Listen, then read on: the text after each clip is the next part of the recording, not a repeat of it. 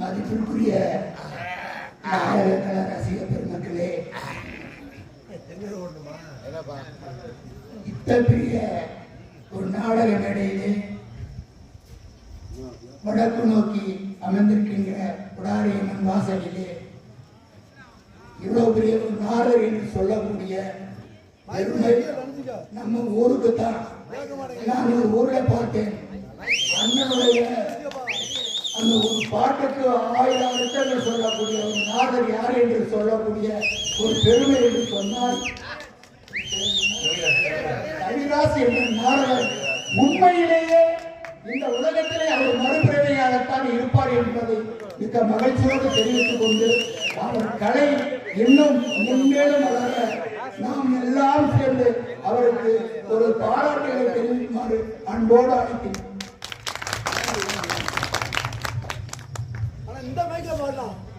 அப்படியா? சரி, இப்போ உயரமா பம்பு காலத்தை ஏற்றி வச்சுக்கேன் பாருங்க. நல்லா இருக்கு, சிறப்பா இருக்கு.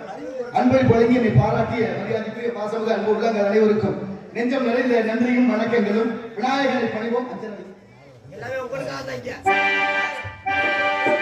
அள்ளி பெரும் பிள்ளையாரை கும்பிடுவோமே, அந்த ஆணை முகன் திருவடிகள் நம்பிடுவோமே.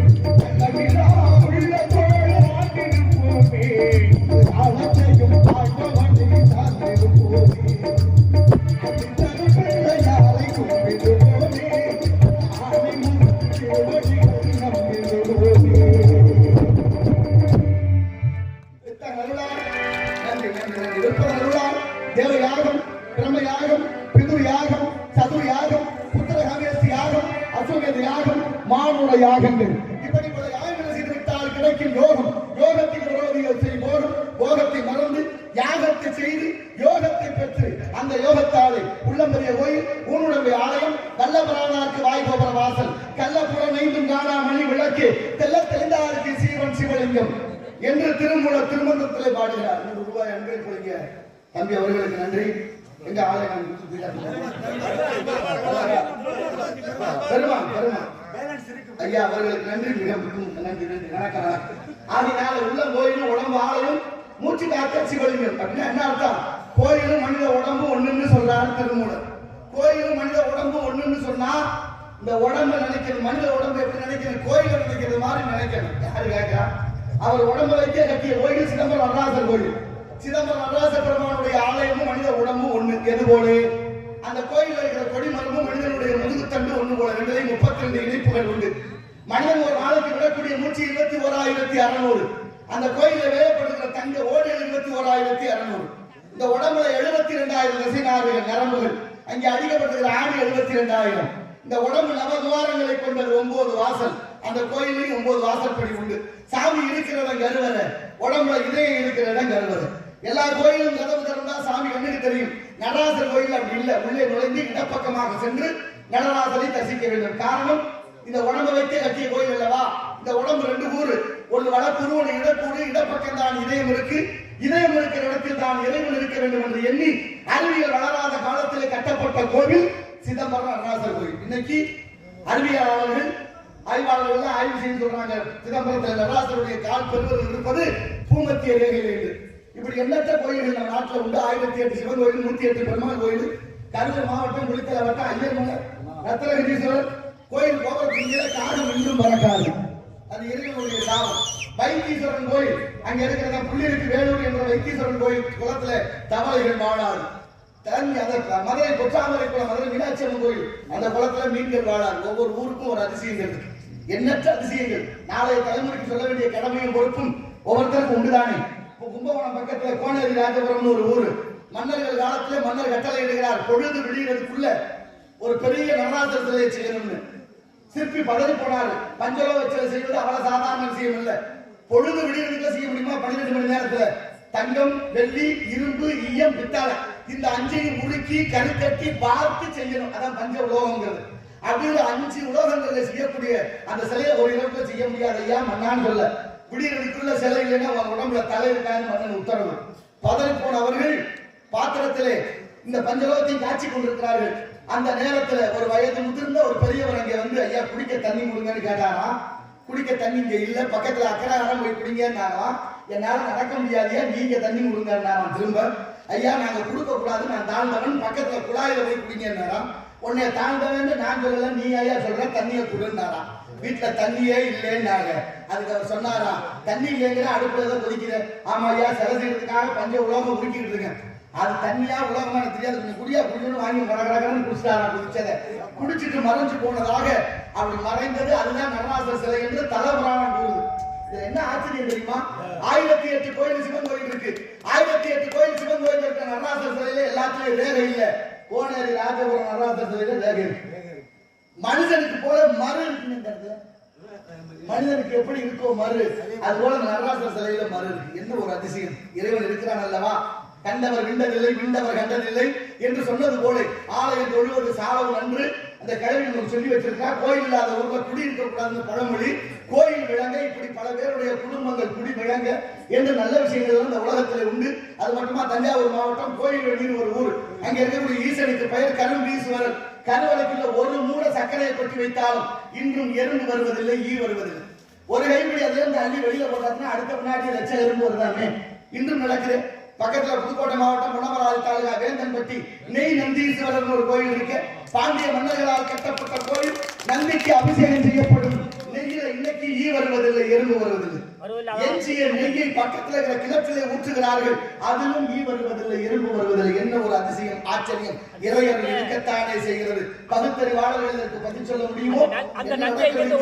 ஆனாலும் பாருங்க, தென்காசி குற்றாலம் போனவர்களுக்கு தெரியும் காசி விஸ்வநாதர் கோயில். காசி விஸ்வநாதர் கோயில் ராஜகோபுரத்துல கால் வச்சவனே காத்து நம்மளை தள்ளுது. மீறி நடந்தவனா காத்து நம்மளை அந்த பக்கம் தள்ளுது. அப்படி ஒரு சுழற்சி அந்த இடத்துல இருக்கு. 1800களிலே பாண்டிய மன்னர்களால் கட்டப்பட்ட கோபுரம். ஆரியங்காவு கணவாய் வழியாக பொதியமலை சாரல் வழியாக வரக்கூடிய காற்றை தடுத்து நிறுத்தி அமைத்திருக்கிறார்கள் பாண்டிய மன்னர்கள். என்ன ஆச்சரியம்! இயற்கையை மாற்றி அமைக்கும் வல்லமையும் அறிவும் தமிழருக்கு இருந்ததென்றால் இதை விட என்ன சான்று சொல்ல முடியும்? நினைத்து பாருங்கள். கும்பகோணம் பக்கத்துல தேர்ந்தெடுக்கும் பிள்ளையார் ஒரு பிள்ளையாரு. இன்னைக்கு அபிஷேகம் செய்யக்கூடிய குடமுடமா ஊத்துறாலும் தேடி வெளியில வருவதில் தலையில ஒரு ஓட்டையும் இல்லை. ஆனால் இயற்கையினுடைய அதிசயமா ஒவ்வொருத்தரும் ஒவ்வொரு கணக்கு. அது மட்டும் இல்ல, நாகர்கோவில்ல இருந்து கேரளா போற வழிது கேரளபுரம்னு ஒரு ஊரு. அந்த அரசமரத்தடியில 4 பிள்ளையார் இருக்கு. 4 பிள்ளையார்ல ஒரு பிள்ளையார் மட்டும் 6 மாதம் கருப்பு 6 மாதம் வெண்மை. பிள்ளையார் கருப்பா இருக்கிற போதெல்லாம் அரசமரத்திலே கரும்பச்சையாகவும், பிள்ளையார் வெண்மையாக மாறுகிற பொழுது அரசமரத்திலே வெளிப்பச்சையாகவும், பக்கத்தில் ஒரு நீரோடை தண்ணியும் 6 மாதத்துக்கு ஒரு தடவை அப்படி நிறமாறிக்கொண்டு இன்றும் நடக்கிறது அந்த அதிசயம். பார்க்கலாமே. அது மட்டுமா, பானக நரசிம்மர்னு பங்கனப்பள்ளின்னு ஆந்திராவில் அண்டா அண்டாவா பானகம் கடிச்சுக்கிட்டே இருப்பாங்க. அந்த இடத்துல ஈ வரல, எறும்பு வரல. கடைச்ச இடத்தை விட்டு மாத்தி வச்சாங்கன்னா ஈ வந்துருதான், எறும்பு வந்துருதான். இதை விட அதிசயம், ஒரு அண்டா கடைச்சாலும் நரசிம்மருக்கு வாய் ஒரு கோடு போல அண்டாவில இருந்து ஊத்தும் போது பாதி அண்டா தான் போகுமா, சரியா இடம் வச்சது மாதிரி மீதம் போகாதான். சரி, அண்டாவில ஊத்துனாதான் முழுமை போகல, பாதி போகலன்னு ஒரு குவளையில ஊத்தி பாருங்க, அதுலயும் பாதி குவளைதான் உள்ளே போகும், பாதி போகாது. போகாத மீத வந்து கொண்டிருக்கதான் பிடிச்சு தீர்த்தமாக கொடுத்து கொண்டிருக்கின்றார்கள். இப்படி எண்ணற்ற அதிசயங்கள். காரணம், இலங்கையிலே கண்டி கதிர்காமம் மாணிக்க தரல மீன் வாழ்கிறது, மணிகங்கை மணிவளர் வாழ்வது, அங்கே விபூதி கங்கை விளைகிறது, மண்ணில் விளைகிறது. கந்த பெருமானுடைய காலடிப்பட்ட இடம். எங்க அப்பா அப்பவே சொன்னார், பிரம்மன் ராமநேஸ்வரன் ஆண்ட அந்த 8வது தீவான 7 தீவு இலங்கையை சுத்தி 7 தீவுல வீர மகேந்திரபுரியை அழிக்க சொன்னார். எல்லாத்தையும் அழிச்சிட்டாரு. முருகன் அழிச்சதுக்கு அப்புறம் எங்க அப்பா ஒரு வார்த்தை கேட்டுக்கிட்டாரா, உங்க காலடிப்பட்ட மண்ணு இந்த இலங்கை, அதனால இதை மட்டும் விட்டு வச்சுட்டு பாக்கி எல்லாத்தையும் அழிங்கன்னாரா. எங்க அப்பா அப்பவே இருந்தா இலங்கை அழிச்சிருப்பாங்க. இவ்வளவு தொந்தரவு இருந்திருக்காது. என் தமிழ் கொடி தொப்புள் கொடி சொந்தத்துங்களுக்கு எவ்வளவு பிரச்சனை, அதை மாத்த வேலை விட்டு வைக்க சொல்லி எவ்வளவு பிரச்சனையாகி போச்சு. இருந்தாலும் இப்படி எண்ணற்ற அதிசயங்கள் இந்த நாட்டில் இருக்கு. 1008 கோயில் சிவன் கோயில், 108 கோயில் பெருமாள் கோயில், அத்தனையும் தமிழ்நாட்டில் இருக்குது. ஆன்மீக பூமி என்றால் தமிழகம் ஒன்றுதான். அதனாலதான் 5 கண்டத்திலும் கிடையாது, முத்தமிழும் முத்தும் பிறந்தது தென் தமிழகத்திலே என்பதை நாமெல்லாம் பெருமையோடு சொல்வோம். அந்த வகையில் இந்த இடத்தின் சிறப்பை பார்க்கின்ற பொழுது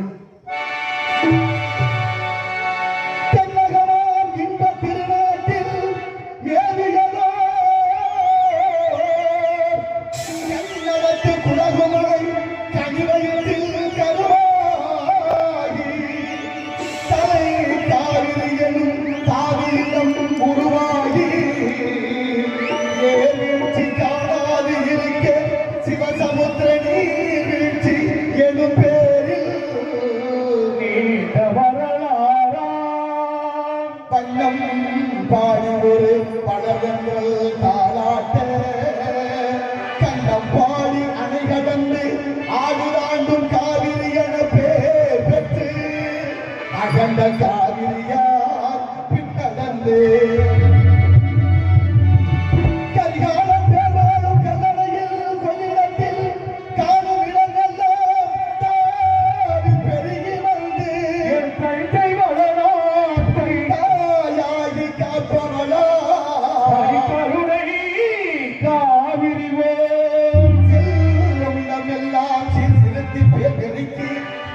கனியாகும் கருணையால் எல்லோருக்கும் பிள்ளையனாலும் பேச வந்த கல்வனியே எங்கள் வாழ இதய கனி, எங்கள் இதய கனி, மக்கள் எல்லாம் என்றும் நம் இதய கனி.